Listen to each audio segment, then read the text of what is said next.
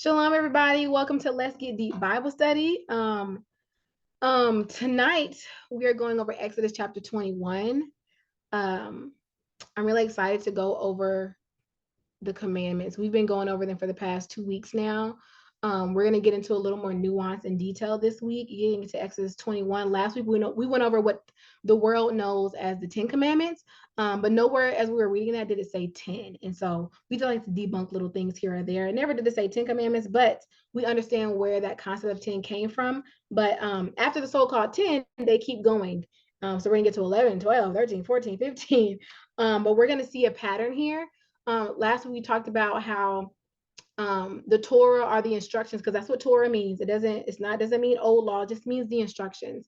We say, Father, order my steps in your ways.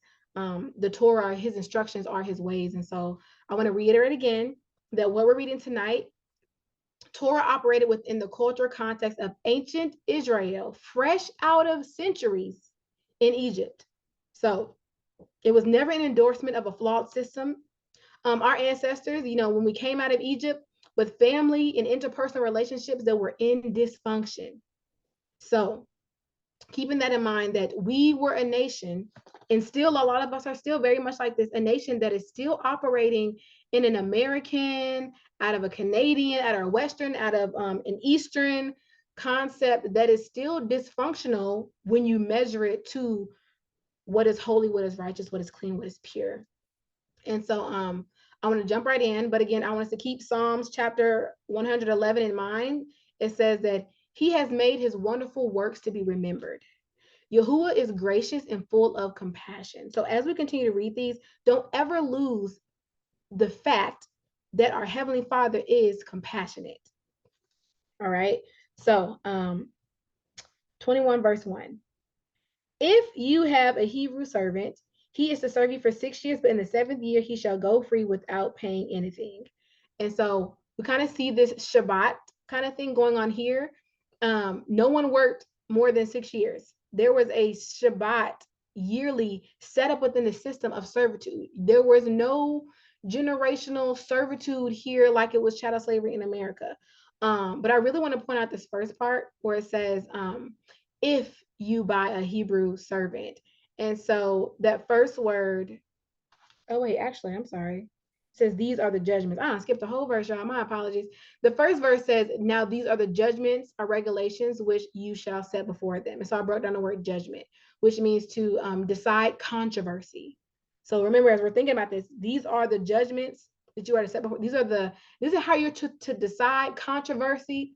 This is how you're supposed to vindicate or to decide a case between the people. So he's already setting up the understanding that there are some things that need to be decided as we're going forward. And all these commandments preceding here are how you determine how to treat someone or how you go forward in action and how you are supposed to treat people. Like I said earlier, all of these commandments are going to fall into honor the Most High, Yahuwah, your Elohim, with all your heart, mind, and soul, or love your neighbor as yourself, which is why Yahushua, our Messiah and King, literally says, all the prophets, all the commandments and the prophets hang on these two. Not saying that there's just two, but everything in here can be put into two categories. It's how you show how much you love the Father, and you show how much you love your neighbor as yourself. And I said, if you buy a Hebrew servant, he shall serve 6 years, and you should let him go in the seventh, and he shall go free without paying anything. So I want to put on here a cultural context nugget that servants were normally used as like security or collateral for like a debt. So it was a debt slave. So basically, maybe you owe somebody some money, and you didn't have the means to do it. So you're like, okay, well, I'll work off my debt. Kind of like in the West, they had indentured servants. Like you worked for a time until you paid off your debt and then you were set free. This is what servitude or quote unquote slavery looked like in ancient Israel. And so as we keep reading, it says, if he comes alone, he is to go free alone.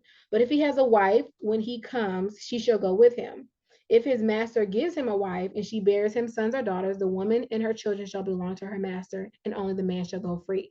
So they're setting up this premise here to saying, like, you came in single, then you need to leave single. But if you're already married, when you start working off your debt, then your wife, like, she leaves with you. But if in your 6 years, if you can't wait 6 years to not marry somebody that is under debt slavery as well. You doing that with the knowledge of knowing that that wife and those children are going to be left behind when you leave. And so it's kind of like a, do you actually love this person? Do you actually love this woman, or trying to establish a family? Are you just doing this to make your time as you pay off your debt more comforting for you? And so again, would you want someone to pursue you knowing that when you left free, they couldn't go with you? And so there's this thinking with other people in mind, even in the process of you're serving a debt sentence. Does that make sense?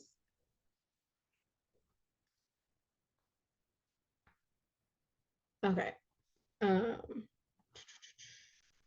but if the servant declares, I love my master and I love my wife and my children, I do not want to go free, then his master will take him before the judges, and he shall take him to the door or the doorpost and pierce his ear with an awl. Then he shall be his servant for life. And this is where you see becoming someone's servant for their entire life was only something that the servant could say. It wasn't something that the master pre-imposed. And so I want to just make this distinction between like chattel slavery and what we see about indentured servitude and debt service here. And when someone does become a servant for life, it's by their own choice. It wasn't something like being kidnapped. We're going to get to kidnapping later because that's one of the commandments too. Like if you get caught kidnapping somebody, you die. Like there's no gray areas or in betweens when it comes to those types of things, when it comes to Yah's standard for holiness and how to operate within people. Okay. And so I'll put if, because we're gonna see a lot of if then conversations. If means like because, since, because of that, um making for or being a concession. So when I say that a lot of Torah, after you get past chapter 20, it's a lot of if then statements, because again, the Father speaking to things that are already currently going on. There were already people who were debt slaves. There were already people who got married while they were in a servitude situation. But also the Father is not giving them these crazy things that they never heard of before. A lot of these practices were common within the region of ancient Israel, ancient Egypt, as ancient like Canaanite culture. This was something that that was understood, but um, with more like humanity and moral compassion like embedded within it. As I said, much of Torah's if then statements, provisions and consequences for when humans choose carnality over covenant. These laws provide regulation. I'll say that again. These laws are providing regulation, not approval. They reveal a society still operating in the flesh, not yet fully surrendered to the spirit. They were mercy-based boundaries in the midst of human failure, instructions for what to do when people sin or act unjustly. These are reflections of permissive will, not the perfect heart of the Father. Okay. All right, here we go. This right here. If a man sells his daughter as a servant, she is not to go free as the male servants do. If she does not please her master who has selected her for himself, he must let her be redeemed. He has no right to sell her to foreigners because he has broken faith with her. If he selects her for his son, he must grant her the rights of a daughter. If he marries another woman, he must not deprive the first one of her food, her clothing, or marital rights. If he does not provide her with these three things, she is to go free without any payment of money. So a lot of times I've seen a lot of people who are saying that they're keeping the commandments, but they try to use this verse to justify polygamy. I'm gonna put that all under my foot tonight because that's not what's going on here. First, let's use some Holy Spirit. It says, if a man sells his daughter as a servant. So we should pause for discernment. Why is the father selling his daughter into servitude?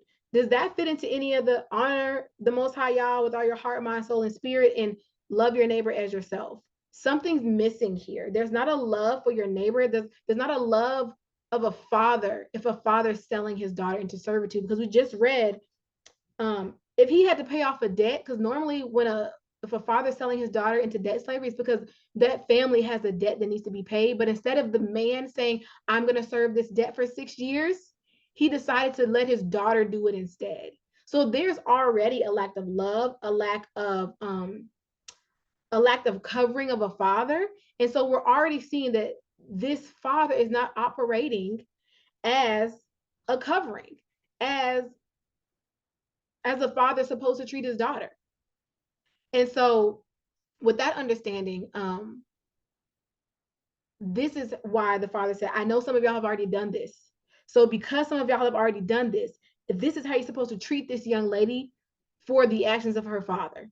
If this man decides that he doesn't, he's not pleased with her, he has to let her go free. But this is another reason why she's not really considered a wife, because wives get bills of divorces. If a husband is not pleased with his wife, he can write her a bill of divorce, and she can come out with the money that her father paid, or that the man paid her as a bride price. She gets that returned to her. That's what happens in an actual covenant marriage between an Israelite man and an Israelite woman. Like, that is how it happened. There was a bride price that was paid. The daughter goes to go live with her spouse in the father's house. If something happens and he wants to give her a divorce, they got to give that bride price back, and she goes back to her father's house. So the kind of coverings and assurances that a bride of a covenant marriage receives, this daughter who's being sold as a servant, when she gets dismissed, does not even get the same type of insurances and protections as an actual wife from a covenant marriage receives. And so that's, if someone's ever talking to you and they bring up this verse, I would say that if she was a wife according to covenant, she wouldn't just be put out with no payment. She's just gone free, and she's just like kind of destitute, has to figure out what to do next. That leaves the meek and the poor and the vulnerable. And Yah says, I'm going to hear them when they cry out because of how you've treated the motherless, the fatherless, et cetera, et cetera. Questions, comments, commentary before I move forward?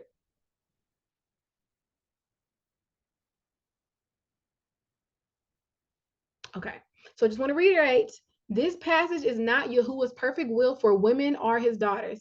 It is a provision for when fathers act from desperation, cultural pressure, or human brokenness, not spirit-led leadership.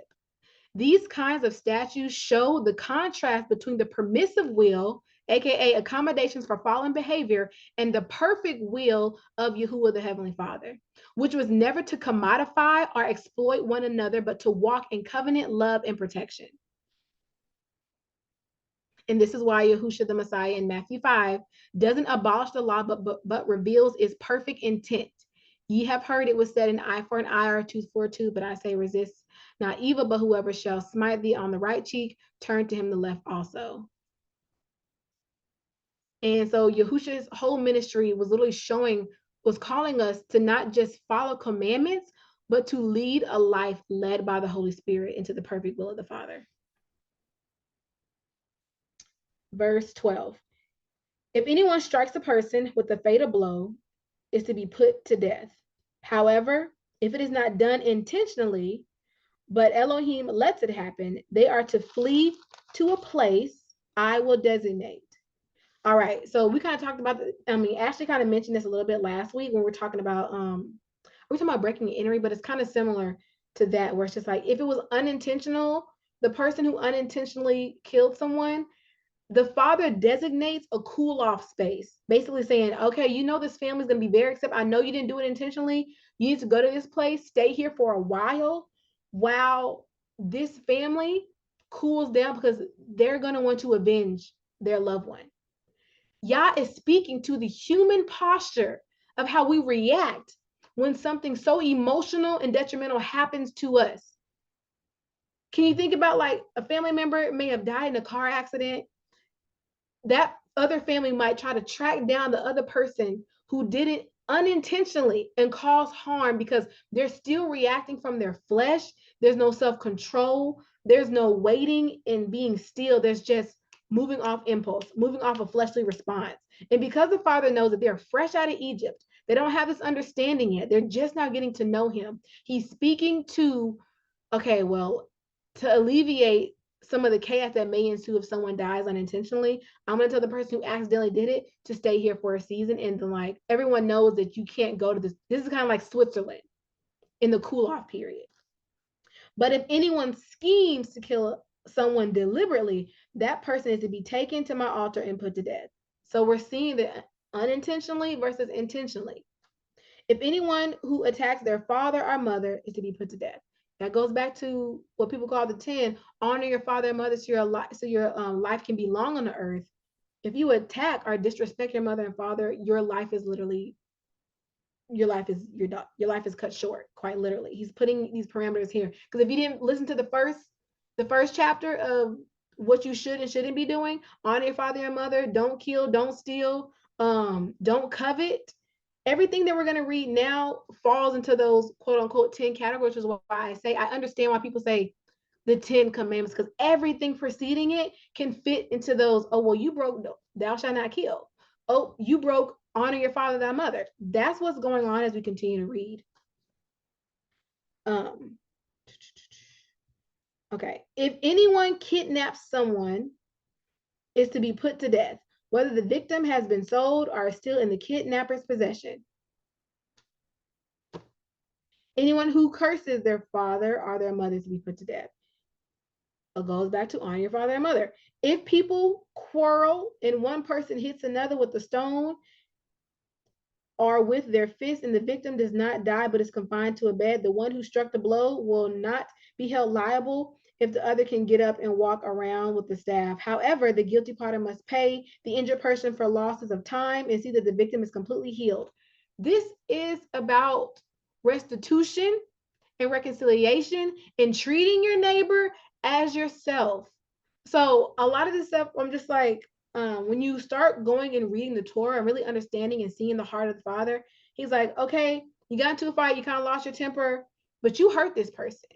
So my heart, because I'm compassionate, you don't just leave them out here to not work for the next 2 months, 3 months, 5 months because you injured them. You're going to pay for their livelihood until they can get back up and moving, because that's the Father's heart. That's what's righteous.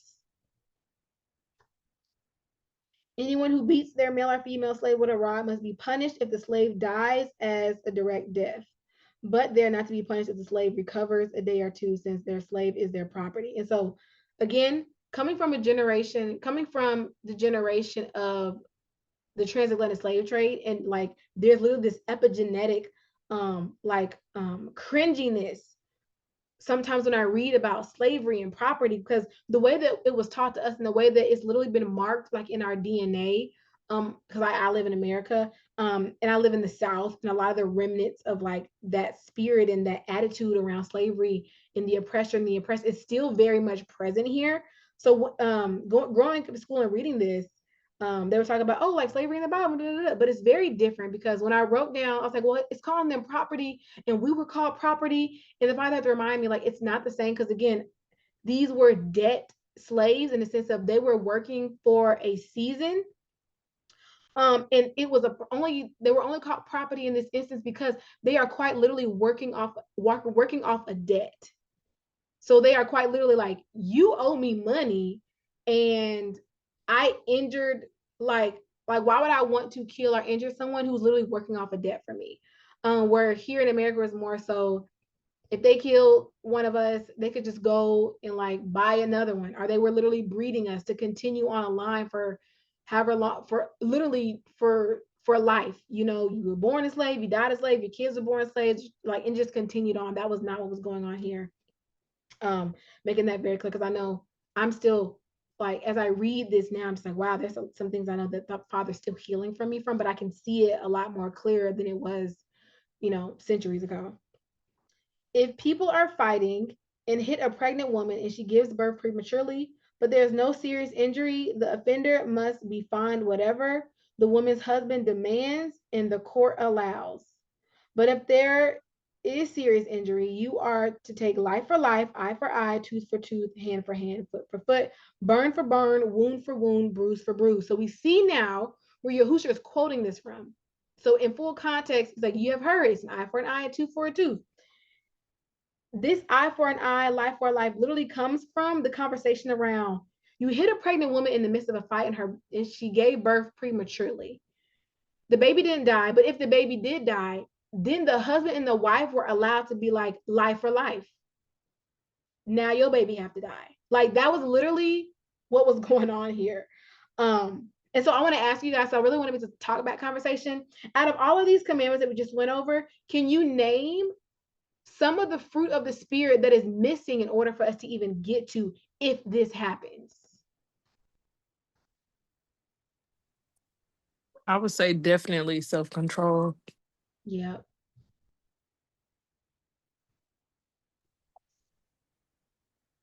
That's definitely one of those. Yep. I would say self-control, um, love, love, joy. There's no like where's the peacemaking? You Oh, see, yes. and so And being forbearing. yes, long suffering. Um, and so we as we read this, we can see that he had to put these provisions in here because people weren't operating in the spirit yet. Again, fresh out of Egypt, fresh out of trauma responses, fresh out of, oh, I just got beat, like from slave master. I'm coming home and I'm dealing with my people and all these other things. They haven't even walked with the Father long enough to even believe the good report that he was feeding them and giving them water and raining down bread from heaven. Like they were still grappling with trust. You know what I'm saying? And now he's saying, okay, I need to put some commandments and some judgments to regulate your behavior right now. I would say it's like a detox program coming out of a heavy drug habit. There are some restrictions and regulations. You can't go outside past 8 p.m. Now, is that something for everybody? No, but until you can control yourself, until you can operate the way you're supposed to operate, you don't get to do this. And so that's kind of what, like, Yah is literally putting up baby guardrails to check our fleshly behavior.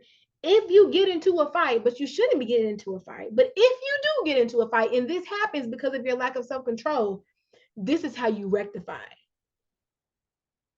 This is how you regulate. This is how you bring about restitution. This is how you bring about balance and order. Because if I didn't put some order in here, if you knew that if you got into a fight and you kill somebody, that family was going to be allowed to kill one of your family members, I hope that it would stop you to pause and think about your action before moving forward. Do you see like the intention of the spirit of the law and not just the letter? Like it, I think it's so obvious when we read it now. Like he's saying all this, he's reading it to the people. If this happens, that other family has a right to kill one of your family members. So I would hope that would give you some common sense to pause. That's kind of like it's implied.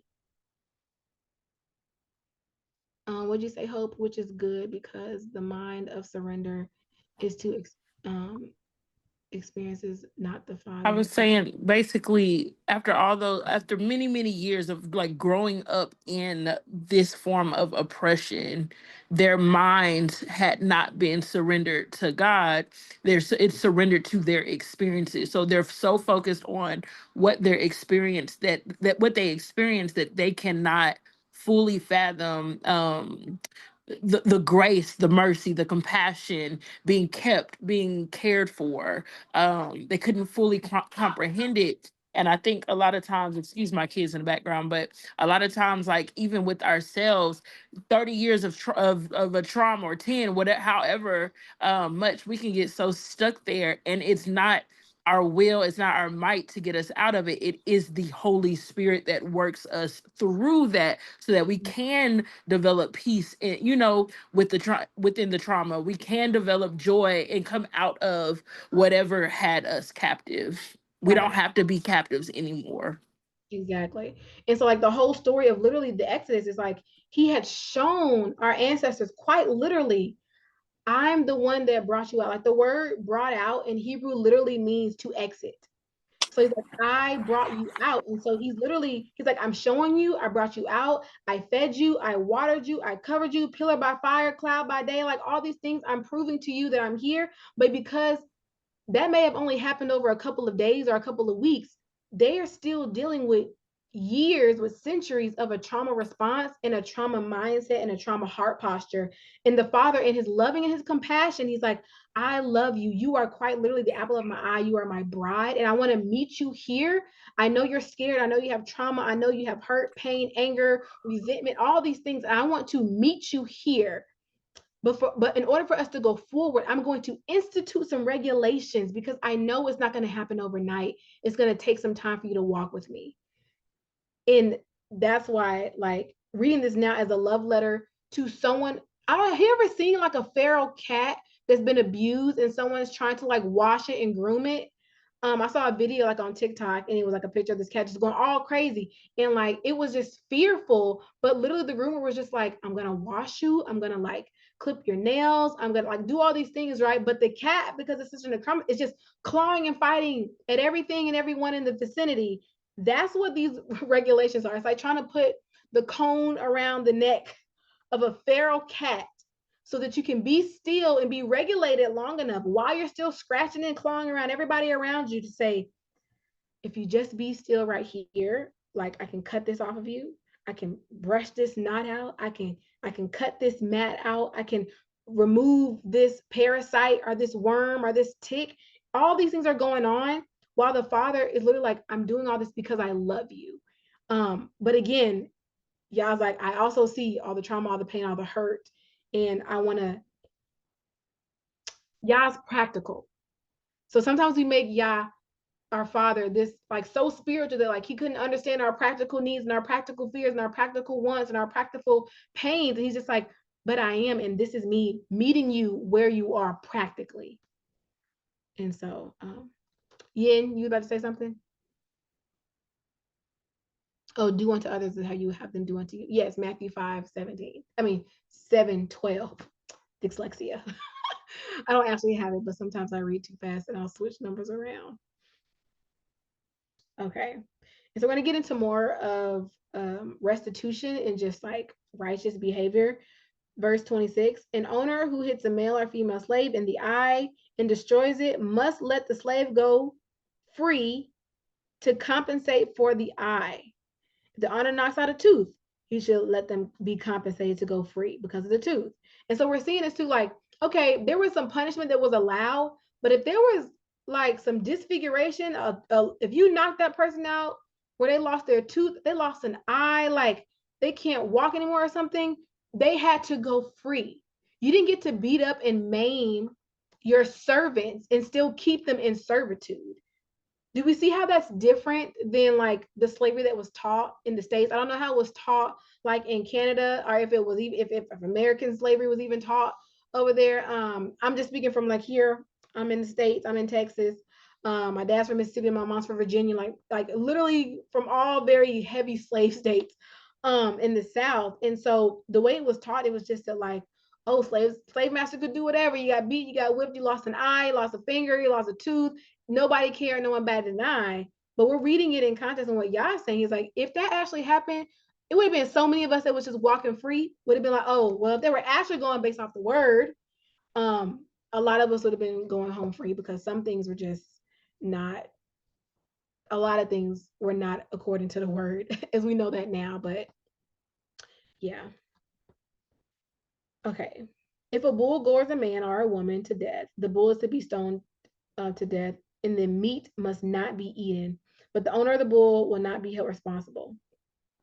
However, if the bull had a habit of goring and the owner has been warned but has not kept it pinned up and it kills a man or a woman, the bull is to be stoned and his owner is also to be put to death. Do we see about literally Yah is fair and he's just? I just want to keep saying that every time we read these commandments and it goes into detail, like, okay, you didn't know it was the first time, but this has been a habit and you have not changed the behaviors, you have not put parameters and safety, because we said last week, all the commandments in Torah are to keep your neighbor safe. It's for community, so you can be safe, so I can be safe, so we can be safe for each other. And here we have a conversation where your neighbor is not making your neighborhood safe because of one of their animals, and they know their animal's not safe. So now it's negligence, and now the animal and the owner are going to be both be put to death.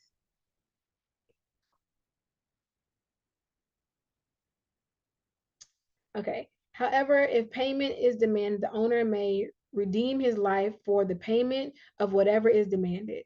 This law also applies to if a bull gores a son or a daughter, if the bull gores a male or female slave, the owner must pay 30 shekels of silver to the master of the slave, and the bull is to be stoned to death. If anyone uncovers a pit or digs one and fails to cover it, and the ox or a donkey falls in it, then the person who opened the pit must pay the owner the losses and take the dead animal in exchange.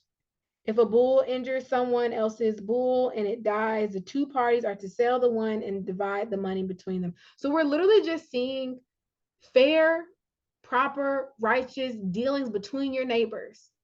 But again, they just came out of Egypt. Some of this stuff is kind of like, well, duh, right? Like, I mean, I would hope someone would act like that. I would hope, but people have gone to court and done lawsuits for frivolous things when it could have just been handled a certain way. But there has to be an understanding, and obviously, everyone in the neighborhood has to be on the same moral understanding and have the same fear of the Father. But we know that's not what happens, especially in Babylon, America, wherever you are in the world. People don't operate according to the fear of the Father. They operate according to how much they can get over somebody. Maybe someone did do you wrong, but now you are trying to basically railroad this person because of a mistake or an accident.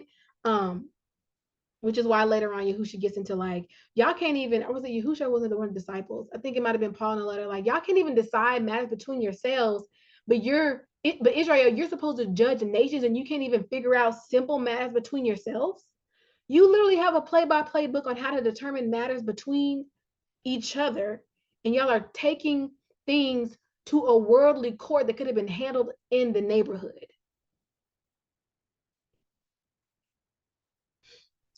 Okay, where was I? Okay, the pit. All right, verse 36. However, if it was known that the bull had a habit of goring, then the owner must pay animal for animal and take the dead animal in exchange. All right, chapter 22. 22 or 23 where it said, I'm a compassionate Elohim. Okay, yeah, I want to get into this one. All right, we're going to go over this one tonight because I think tonight was really more so for us because, we really needed to have like fellowship and prayer time. But I am going to get through verse 22 and then we'll let the Holy Spirit lead. Okay. Protection of property. Whoever steals an ox, this goes into thou shalt not steal. Whoever steals an ox or a sheep and slaughters it and sells it must pay back 5 head of cattle for the ox and 4 sheep for the sheep. Look at that.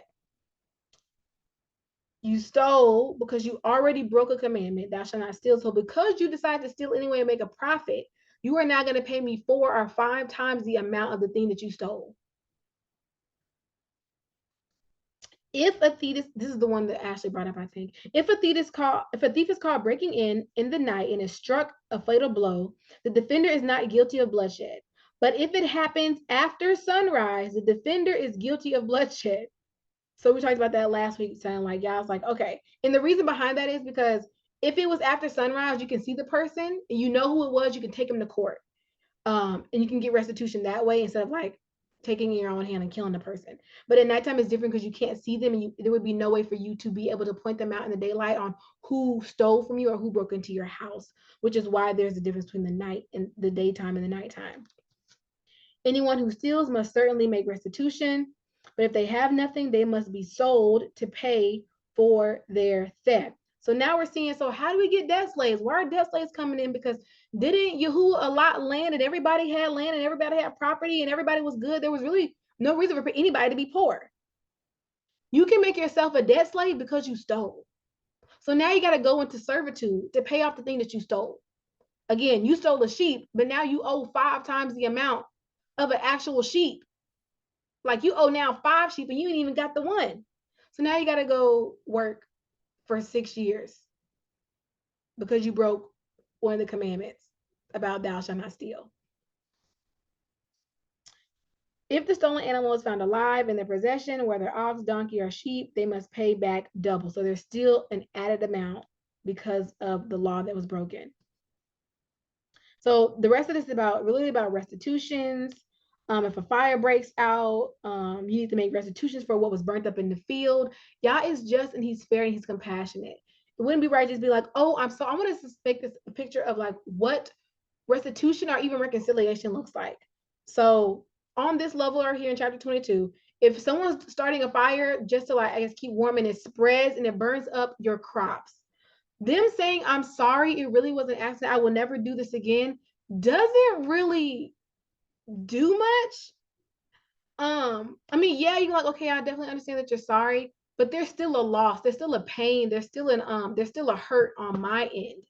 And so Yah is embedding the process of restitution and reconciliation, even in this picture, even actually in all these commandments. Okay, you say you're sorry. However, you still need to make amends. And what does that amending look like? It means trying to restore what was lost. And I know for this is very plain, it's about land. When it comes to interpersonal things or emotional things, the thing that changes like painful behavior or betrayal is literally seeing a change in behavior, and how the person moves forward in interactions with you. Like, oh, someone lost their temper or called you out of your name, or like moving forward, they can say, oh, I'm sorry. But if they continue to lose their temper, it kind of like the weight of the apology kind of means nothing, because real restitution or real reconciliation, or actually real repentance, is a change of behavior. It's not just a I'm sorry. Natalie, about to say something? Oh no, my bad. I came off mute. Oh no, you're good. Okay.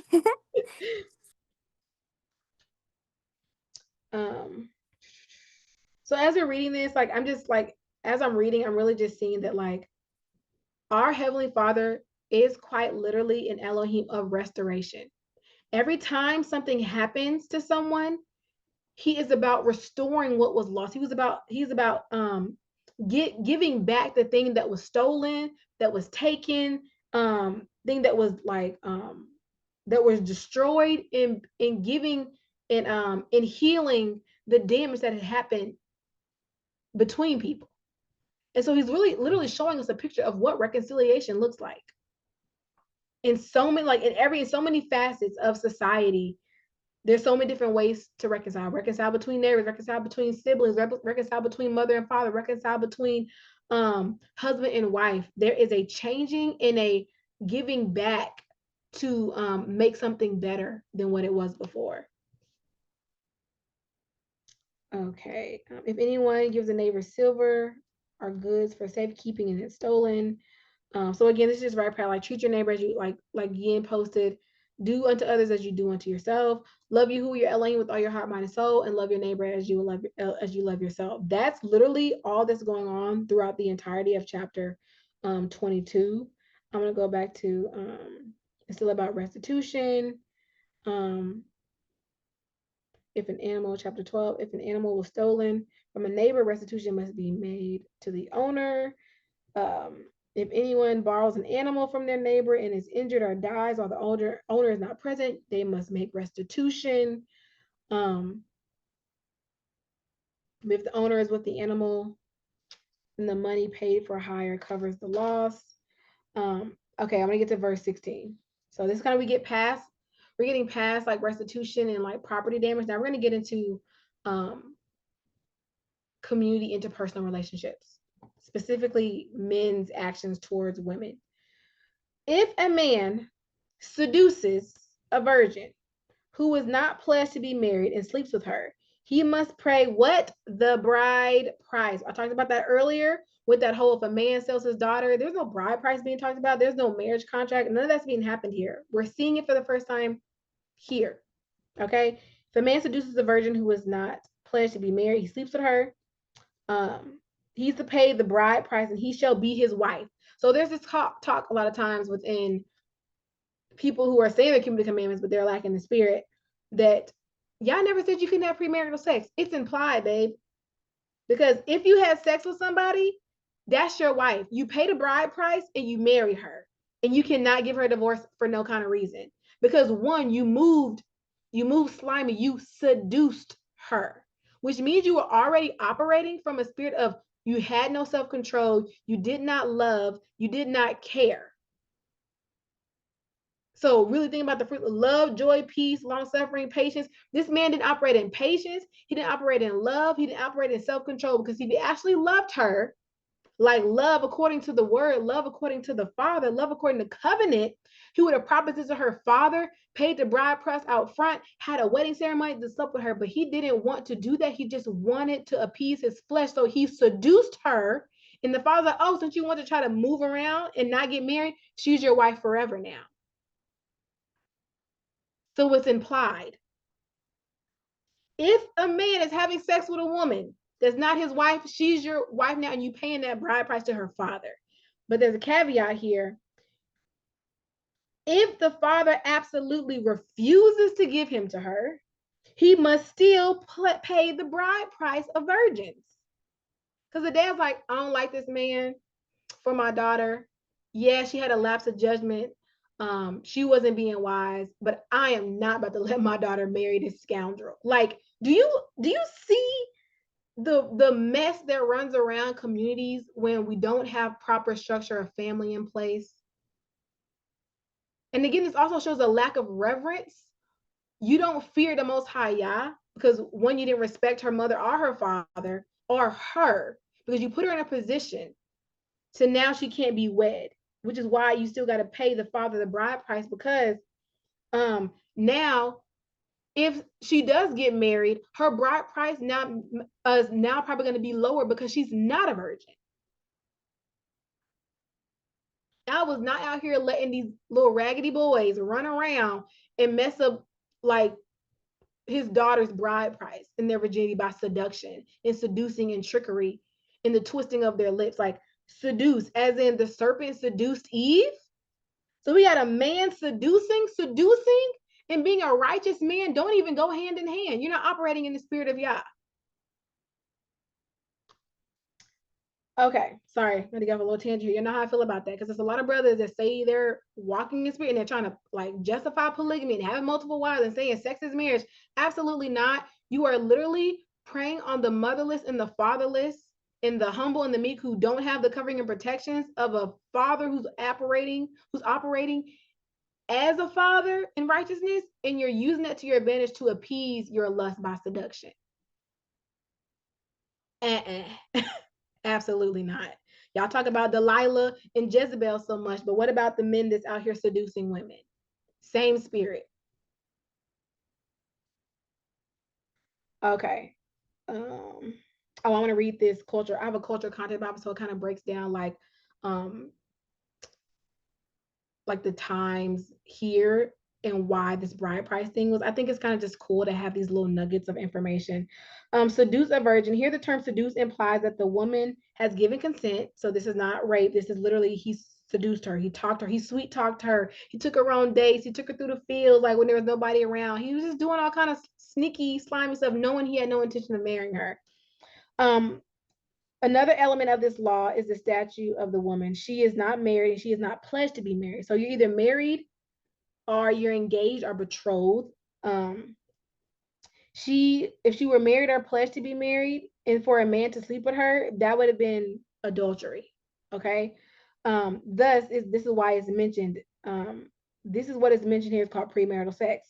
The law here does not forbid premarital sex, but attempts to regulate it, basically saying, yeah, there's no implicit law that says don't have sex outside of marriage, but y'all saying you have sex outside of marriage and now this is about to be your wife.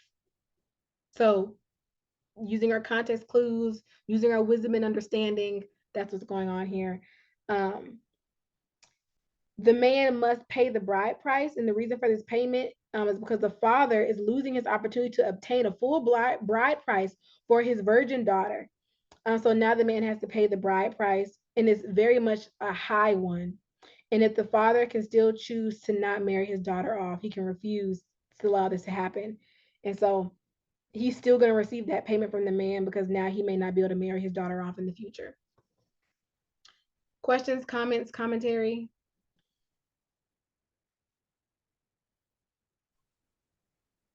Okay. Verse 21, like I was saying earlier, do not mistreat or oppress a foreigner because you were foreigners in Egypt. Do not take advantage of the widow or the fatherless. If you do and they cry out to me, I will certainly hear their cry. My anger will be aroused and I will kill you with my sword. Your wives will become widows and your children fatherless. Y'all don't play about people out here moving snaky and being deceitful and taking advantage of those who don't have coverings. Don't have coverings according to the natural realm of a father or a husband or having, Y'all don't play about that. He's like, I'm their covering, and you thought that they was without a covering, so you're about to see what it's like to be avenged. So for me to avenge my son, my daughter who doesn't have a father or a mother, or the woman who lost her husband who now doesn't have her husband, you think you can like seduce her or take advantage of these people because you thought that they were out of covering, but you forgot that I am their covering. Mm. I know America is not a nation under God, but they think they are, and they're deluded into that thinking that they are. This whole scripture right here should be enough to put the fear of the Most High God in them. Because do not mistreat the foreigner, because you were foreigners in Egypt. That's another thing. A lot of people, that's why there's a lack of understanding about letting the foreigners come and have resident here. I'm not getting political, I'm just being realistic. It's because the nations that we've been scattered to have never been foreigners in a country that wasn't their own. So they've never felt what it was like to be hated, destitute, stripped down to serve and just be chattel. They don't understand it. So when they read this, they can't understand. But for people like myself and my ancestors, when we read this, do not oppress the foreigner among you because you were foreigners in Egypt. Do not oppress the foreigner because you were foreigners in America, in Jamaica, in Barbados, in Russia, and you like wherever the boat stopped, dropped you off. There's a internalized understanding of what it's like to be a stranger in a foreign land and to be oppressed by a people who could not care a cent about your livelihood. Y'all saying bring that to remembrance about how you felt in those situations and don't treat nobody like that.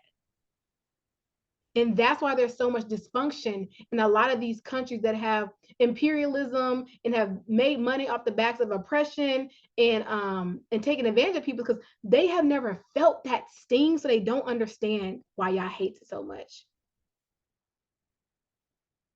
He says, I am a compassionate Elohim. And we're going to get to that in a second. If you lend money to one of my people among you who is needy, do not treat it like a business deal. Whoa, don't treat it like a business deal. Charge no interest.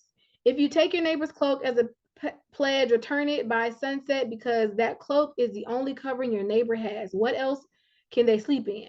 When they cry out to me, I will hear, for I am what? Compassionate. Actually, let us break down what the word compassionate means in Hebrew, because I feel like we need to really see it in its full context. What is this? Chapter 22, verse 27. All right. So this version says, I am gracious, but the version I'm reading in my hand is compassionate. So let's see. Can y'all hear this?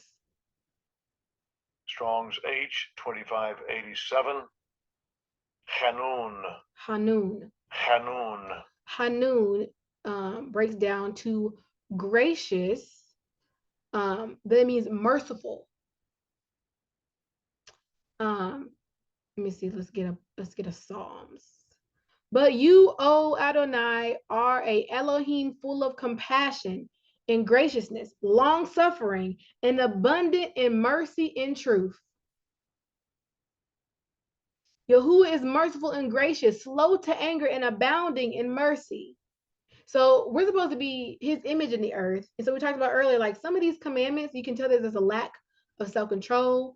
People are quick to anger, there's no mercy involved. And we're literally reading scriptures that's telling us the Father's character. He's like, he's merciful, he's gracious, he's slow to anger, he's abounding in mercy. So you should be all these things too.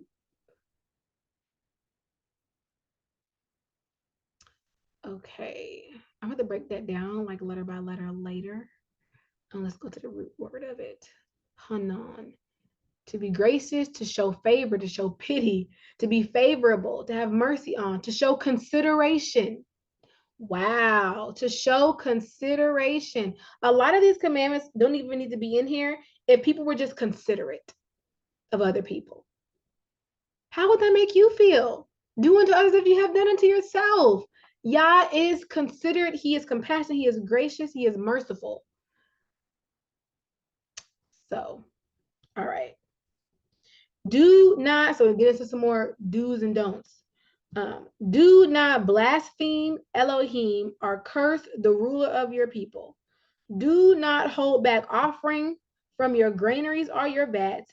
You must give me your firstborn of your sons. Do the same with your cattle, your sheep, and let them stay with their mothers for 7 days, but give them to me on the 8th day. So we know that the law of circumcision is if you have a son, circumcise him on the 8th day. Literally, Yah calls the whole nation of Israel, you are my firstborn, you are my son. And so we're a nation of firstborn, but within us being the nation of the firstborn, there's also give me your firstborn sons. Because again, if the son is given to the father and he is consecrated to the father, think about it, how generations go. The son, the firstborn son is going to be the head of the family someday.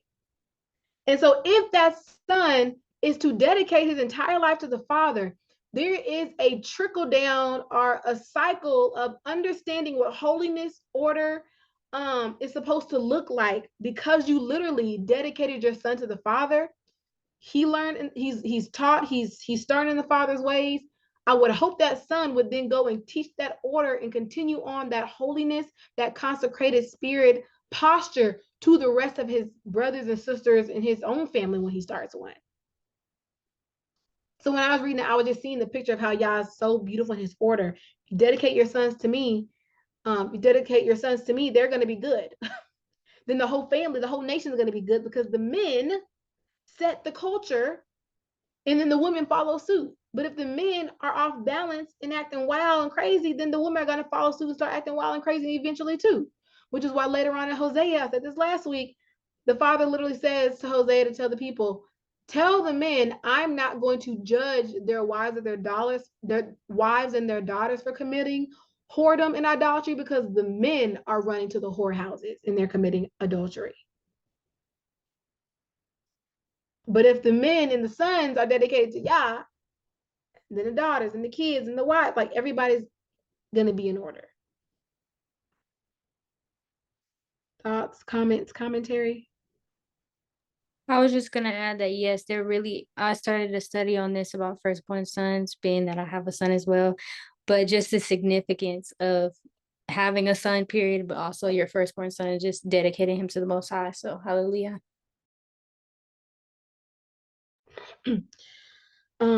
You are to be my holy people, so do not eat the meat of any animal torn by wild beasts, throw it to the dogs. Ashley said, is circumcision identical today as it was in the past? Sis, that's an I don't know question. I don't think there's any way for us to prove what circumcision for Adam, not for Adam, for Abraham, Isaac, and Jacob look like. But I do know from reading just reading different cultures of circumcision, the Egyptians also had circumcision. It looked different than the circumcision that Yah called Abraham to do on himself and on his household and his sons. But not the whole world was doing circumcision, but I do know that Egyptians were already doing circumcision, but it looked different than what Israel's circumcision looked like. And so I think we talked about this back in Genesis about like literally the spiritual significance of what circumcision is supposed to look like, but also the physical benefits of circumcision. Like Yah doesn't do anything by mistake. Like the physical benefits of circumcision mirror the spiritual benefits of circumcision for the man, but also for his wife in covenant marriage, and how it also protects her. So when we think about circumcision of the heart, if the man's heart is circumcised, it is quite literally going to protect his wife and his children in the way that he operates, and how he loves and how he honors the father is going to be in how he honors his wife and how he honors his kids, because the heart, the flesh has been circumcised. And so he's not going to bring those fleshly things that could contaminate a marriage or how you raise your children, because there's quite literally physical benefits of circumcision. It literally does protect the wife from getting UTIs and getting certain infections. It protects the man from getting some kind of not prostate cancer, but some kind of like penile cancer that could happen from not being circumcised. But when you think about it spiritually, when you cut the foreskin of your heart off, it literally allows you to not be infected or infect other people by the way that you operate, because you allowed the Father to cut out the thing that could literally hold on to debris, dirt, and germs. But yeah, sis, I must just say there's not, you know, if you go into Jewish communities, they do a lot of weird things with circumcision. They literally say it's not a real circumcision unless the blood is sucked from the mouth of a penis, like, which is very pedophilia like. And we know how y'all feels about blood. That's not something that we know comes from this. That's something that they concocted within the Talmud. And so that's why I just say go as how y'all lead you. You know, if they can circumcise your baby in the hospital, he's circumcised. You know, we all that's also like in the flesh, but also there's health benefits to it. So I would just say like I don't know if it's identical. It's probably not identical, but I do know that there was a health benefit. And the Egyptians, they just clipped it, so it's kind of like a flap. It was open, but it wasn't really cut all the way off. Um, so I would, yeah, it's a great, I don't know, area for me. So yeah, I was just gonna leave it at that. I always wonder, like, me and my husband be laughing about this. I used to be like, how do they know that somebody was circumcised? Like, were they just walking around, like, looking at each other? Like, I'm like, how would you know? Like, it's so funny to me because I'm like, obviously, it's expected to do it as a baby, but like, how do you really know? You know? So I think that's hilarious. I think that's the point too, because it's so intimate. Yeah. Like if you weren't in the confines of a holy nation like Israel, right? Everybody knew everybody was getting circumcised. Like Hmm. there were checks and balances within community to be like, hey, it's the seventh day, you know, tomorrow about to get that baby circumcised. Like everybody was checking Hmm. because it wasn't like community and neighborhoods as we have it today where no one really knows everybody. Like you was next door to your Right. cousins, your aunties, your mother-in-law, your father. Like everybody lived around each other. Everybody was related in a way. Everybody was familiar with each other. And so, and also, if you know how it was like when they crossed over the Jordan, Yah told them to all circumcise because it's been 40 years. They've been in the desert. They came out of Egypt. Nobody was circumcised that whole time, mind you. No one had been circumcised fresh out of Egypt. Everybody that Yah's talking to right now has not been circumcised. They had lived in Egypt for so long, no one had been circumcised except for Moses and his sons, because you know Moses almost got killed on the road on his way to Egypt because he didn't circumcise his sons. And Zipporah had to do it, and she was like, "Hey, you bloody man! Like you knew you were supposed to do this, and the Most High is about to kill you because you were very clearly disregarding what you knew you're supposed to do before you go over here and start fighting with principalities in Egypt. Like what? Um, but when they cross the Jordan, Yah tells Joshua or Yahusha, son of Nun, to circumcise all the men after 40 years of being, and they had to wait and rest in the midst of crossing over Jordan, about to go into a battle. They had to cut their flesh and become nothing and be like, if we're going to win this battle, it's going to be on the spirit of Yah alone, because all the men just got cut down below. Can't move. Can't walk. We just have to sit here and rest. So it was a communal display of everybody getting circumcised. Everybody knew at that moment. You know what I'm saying? So I think moving forward from that really big occasion where it was a national circumcision that happened on one day, and moving forward from everybody who has sons from now on, you're gonna circumcise a child on the 8th day, not as traumatic, right? Because the men at the time yielded themselves to Yah in such a bold way. You know how, like, can you imagine a nation of men, grown men, all past 21, having to get circumcised? Mm. And all the women and children are seeing it and seeing their daddy, uncle, cousins, brothers laid up in the tent, like, wow, dang, y'all finna go to war in a couple days. This is crazy, you know? Yeah. So yeah. So oh no, I guess I was just asking because I saw this study how in like and they was actually talking about ancient Egypt and all that, how circumcision back then for the Hebrews was different than now because now they take off twice as much skin as they did before. So when I saw that, so essentially the Jews of today, they had like reinvented it, like you said, and they started taking off more skin. So now, even if you look at the stats, there's babies that actually bleed to death from this.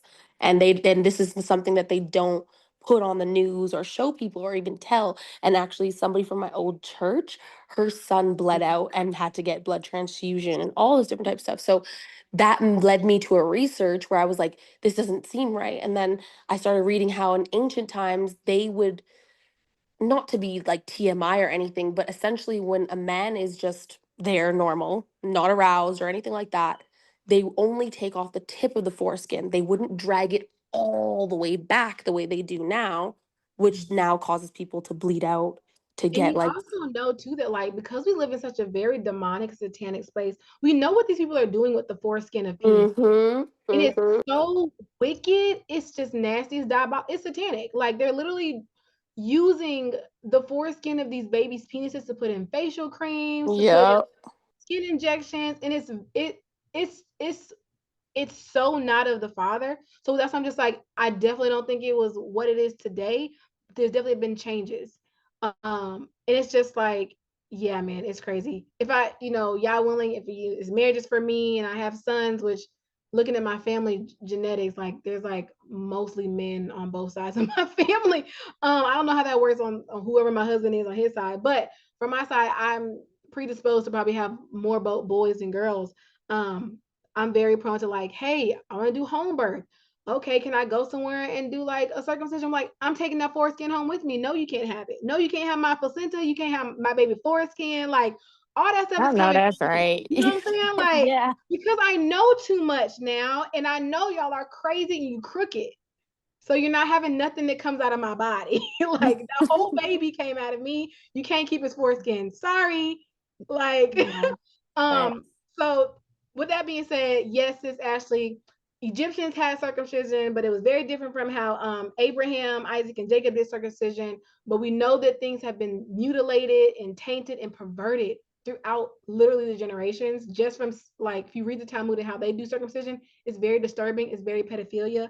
I don't know who to trust. I'm just gonna trust Yah. Like Yah, how you want me to circumcise my son when it comes to this? How do you want me to do this?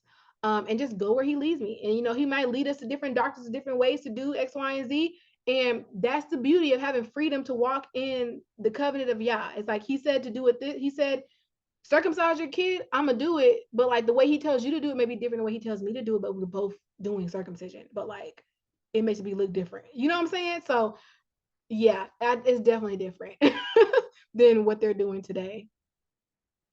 Because what they're doing today is circumcision plus witchcraft, because that's what you're mixing the foreskin to do ungodly things. And so yeah, the woes of living, being in this world but not of it.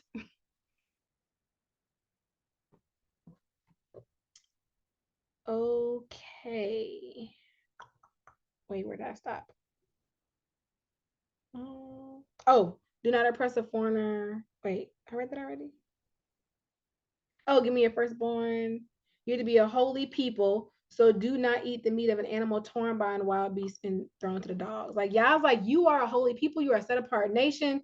I'm not going to give you no accidental leftovers from something from an accident that happened. I want you to have the best of the best. And every time that you kill an animal, it's literally for a Thanksgiving offering, a grace offering, a peace offering, a sin offering. And like, that's how the meat is being eaten, not because like, oh, an animal got run over on the road and now you're just like picking up a dead carcass. Like, ooh, this is going to be good tonight. Because you don't know how long it's been on the road. You don't know if there was infected. There was no inspection of it. Like all these different things come into play. And we're seeing the details of how much Yah cares for us. Even in literally like, okay, it might have been a clean animal, but like, you don't know how it died. Like, don't eat that. Yeah, like, you are literally my temple. Okay, like, we are his temple. His spirit dwells in us. He cares about every little minute detail about what we eat, what we put on our body, and what we're around. And let me see, do I want to go over another chapter? Everything else kind of goes, do not spread a false report. Do not bear false witness. Do not help a guilty person by being a malicious witness. Like literally, I think next week, I'm going to pause here tonight. We'll pick up at 23 and we'll do 24, 23 and 24 next week. But I think I want to make like, not a diagram, maybe a diagram, like a listing and put like all these commandments in like categories of love the Most High Yah with all your heart, mind, and soul, and then love your neighbor as you love yourself, and then showing the quote unquote 10 and putting those into those two categories, and then all the others that come down here. It sounds really tedious, so I don't know how much of that I'm actually gonna do. But that's my desire, is to create like a little like a little like pamphlet for us to share within our chat, and maybe you can share with other people when you're telling them about, like, there's really not a lot of commandments, guys. Like, they really do quite literally fall under love the Most High with all your heart, mind, and soul, and then love your neighbor as yourself. But to love Yah is to keep his commandments. So we're not saying don't keep all these commandments, but we're saying, like, if you operate in the spirit of the law, you will not break any letter of the law. And so just want to make that very clear as we're going through this, because Exodus is very long, guys. So I'm going to pray about it and see how much of this Yah wants us to go through chapter by chapter. And we are definitely going to go over tabernacles, because tabernacles is coming up, and that might be the chapter and the things that we kind of like focus on moving forward. Oh yeah, chapter 23 goes over the 3 annual festivals, which is unleavened bread, Shavuot, and then Feast of Ingathering, or aka tabernacles. So we'll talk about that next week. So I'll save that for next week. Thoughts, comments, commentary before I cut the cameras? I actually have a question. Yeah.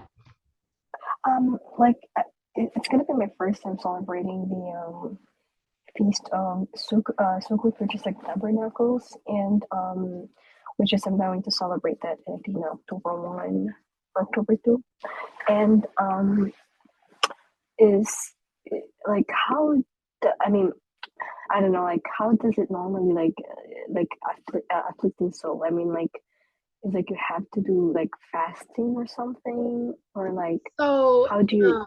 So trumpets. So first there's Day of Trumpets, which is blow the trumpet. If you don't have a trumpet, clap your hands, sing a song, do a dance. Like, it's just a celebrating of like prepare for the King's coming, crying aloud and sparing not.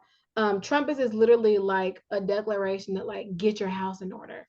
And then there is Day of Atonement, which is 9 days after trumpets, and that's a 24-hour fast.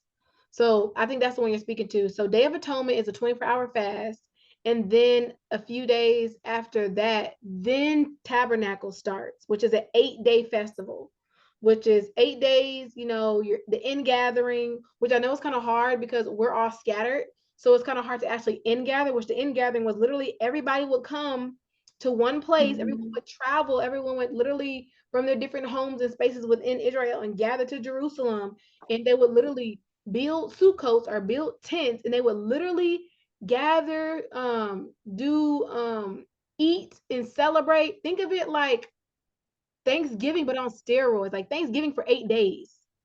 Like, but because we're scattered and we don't really have, I'm gonna say, the luxury to really fly out and meet everybody and gather together and do this gathering together, we do it in spirit. And so for me personally, sis, the first few years, I literally just went outside and I camped in a tent by myself.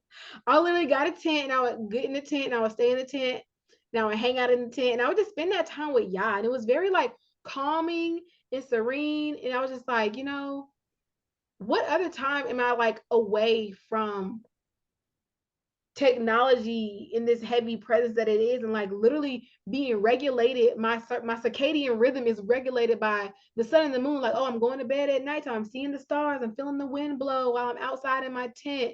I wake up to the chirping of birds as the sun is rising. It was such an experience that I can't really, it's hard to explain.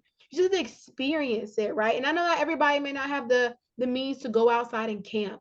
Like, you may not have a property we can go like stick a tent outside of your house and like hang out in your backyard. But even if it's just you being like, you know what, I'm gonna tabernacle like in my room or in the living room and just like not sleep where I normally sleep, and like be really intentional about like really looking forward to the joy of dwelling with Yahusha for eternity. Like when he brings heaven down to earth and it's a new heaven, new earth, that's the picture of being tabernacled with him forever. And I know for me, I'm in the belief that like tabernacles is actually his birthday. So like if you read the life of Yahusha, the first time he popped out to do ministry was during Tabernacles. His brother's like, aren't you going to come down to Jerusalem for Tabernacles? He's like, it's not my time. It's not my time. I'm not going to go. And he pops up anyway. And it was Tabernacles, you know, also born in the manger. Everybody was there. That's why there was no room, because everybody had come to town for the end gathering. There was no space. So they had to literally shack up in a tent with the animals. And he was literally Elohim that came to dwell among us. He dwelled among us the first time. And Tabernacles, again, is a calling to the prophecy of him dwelling with us again, but forever.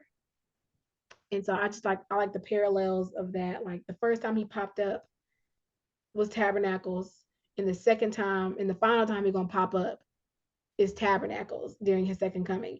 And so yeah, sis, I would just pray about it and ask Yah how he wants to lead you in that, and how you honor and like observe that day. For me, you know, I did it in a tent. It was really hot in Texas still, so like I would just like at nighttime I made a point to go outside and time, but during the day it was too hot. I was about to burn up in that tent, so I had to like chilling in the house, you know. But when the sun went down, like, okay, I can go back outside now.